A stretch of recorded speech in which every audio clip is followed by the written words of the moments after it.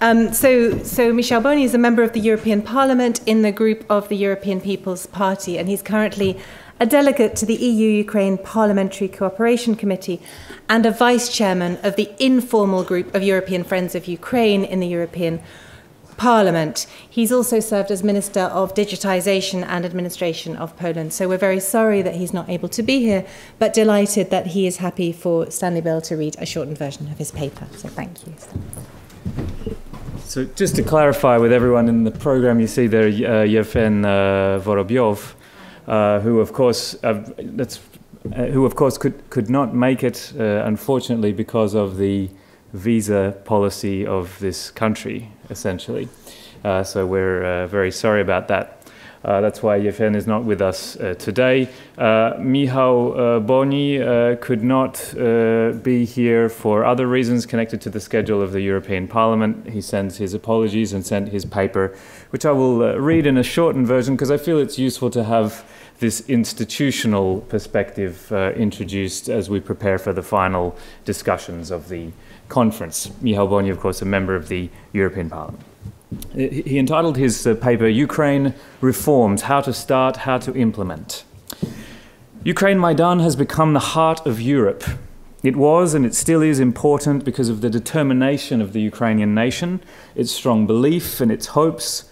All of these aspects are oriented at crucial values: freedom, independence, fraternity, solidarity, and the rule of law as a basis for modern nations and states.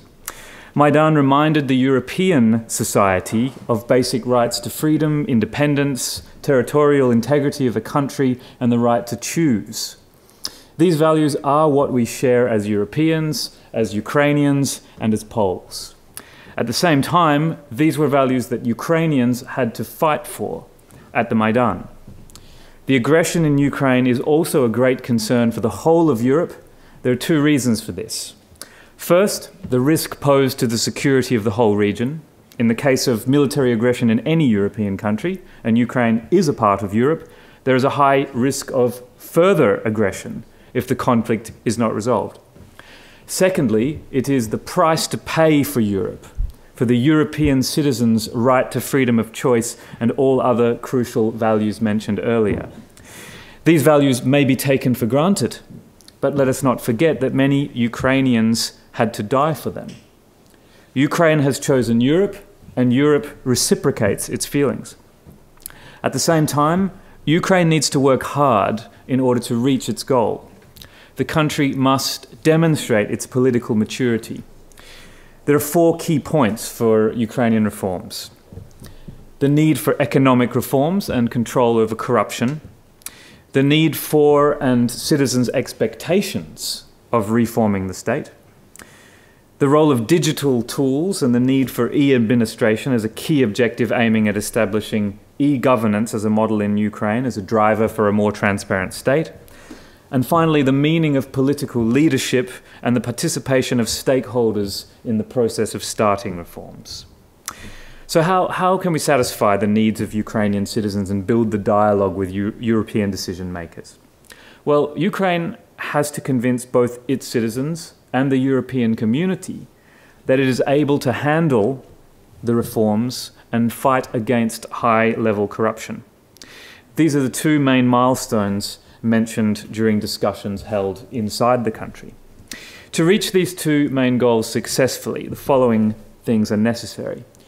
First of all, to implement transparent rules establishing a governance model in Ukraine for every institution at every level of public administration, which requires the proper legislation, changing attitudes, but also introducing adequate codes of conduct in practice. Secondly, implementing the rule of law and especially starting to implement an anti-corruption law, also by using new digital technologies, making the state much more transparent. It is important, especially in the area of public procurements. Thirdly, implementing electronic interaction between government authorities, which should be based on stability, compatibility, common standards and formats. Ensuring through a radical reorientation of the administrative procedures that public services will be oriented towards citizens, businesses, users, and that market evaluation will measure their satisfaction. This is also a way to simplify administrative services and make the state much more citizen and business friendly. Implementing a new state model, a decentralized model, with a new mechanism of sharing responsibilities and empowerment of local and regional authorities chosen in democratic elections and performing their roles in accordance with the rule of subsidiarity, which is of course an important principle within the European Union institutions. This is actually happening right now. In 1 month, the Verkhovna Rada should approve the new concept of a new model of the state. So progress is happening. Creating new opportunities for the young and well-educated people who are ready to apply for jobs in administration and to create themselves the new spirit of these public institutions. Communicating all problems from the governmental level, informing people clearly and openly about plans, projects, and potential difficulties. This requires, of course, understandable language and a narrative for building social spirit and energy based on trust and reciprocal relations between the authorities and citizens. And finally, making accountability a clear rule of governance in the administration. This will improve the implementation process, have a positive impact on the results of many projects, and allow for evaluation, as well as, in a balanced approach, cost effectiveness. There's a section here about how e-governance can help to achieve those rules. I'll just skip over that, but we can bear that in mind. The question of e-governance is an important one from a European perspective. What has already been done? Well, the State Agency on E-Governance in Ukraine has been created. This is a state agency under the cabinet of the ministers of Ukraine, consisting of 30 specialists. A green paper document has been produced with analysis and reviewing the conditions and recommendations for e-governance policy in Ukraine. This has been developed within a working group with the Vice Prime Minister of Ukraine and the Speaker of the Parliament. This was presented to Ukrainian society during a press conference in November 2014. What do we need, asks Michał Boni, for the future? He suggests a precise description of objectives based on a strategic view identifying the vision and mission of Ukraine within the perspective of the next 20 years, and putting forward priorities adjusted to time-specific needs. Establishing a new institution which will be responsible for all processes related to association and preparation for EU membership. Of course, talking about changes within Ukraine being proposed here. A clear understanding of how to modernize the economy, the role of market rules, the role of transparent privatization processes, aspects concerning SMEs development, the framework for demonopolization of certain markets in Ukraine, conditions for effective energy sector creation, a new financial system model, ways and tools aiming at the creation of an innovation economy based on intellectual capital. Mr. Boni suggests a reasonable understanding of the transformation model. If shock therapy, which of course is the process perhaps still controversial, but many would argue it worked in the case of Poland, if shock therapy is possible and needed, this is something that has to be determined. Or how mixed factors and decisions can shape the specific Ukrainian model of transformation. Of course, this is something that came up. Need it be the same as the Polish model of transformation? We've heard different perspectives on that. Or can it draw from the Polish model of transformation? Using digital reserves as a key for speeding up the modernization process of the economy and re-industrialization within the new framework. Remembering social tensions which may occur as a result of many of these reforms. This was, of course, something that was considered by Leszek Balcerowicz and his team in the Polish case, but of course it doesn't prevent the social tensions from arising. In order to tackle them, Ukraine needs a smart social policy oriented at tangible support provided to people.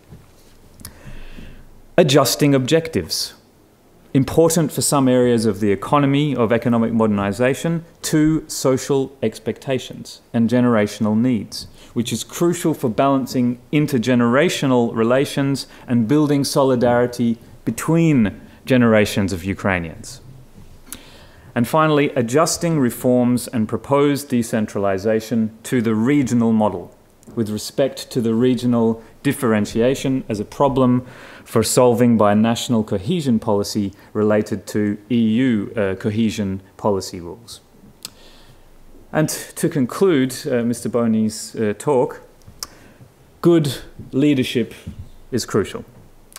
Of course, we have the government and the majority in the parliament. When he says we, I presume he means the European Union, but we need, as it is the key to transformation and its effectiveness, a real contribution from all stakeholders, businesses, trade unions, and above all, civil society, the institutions of civil society.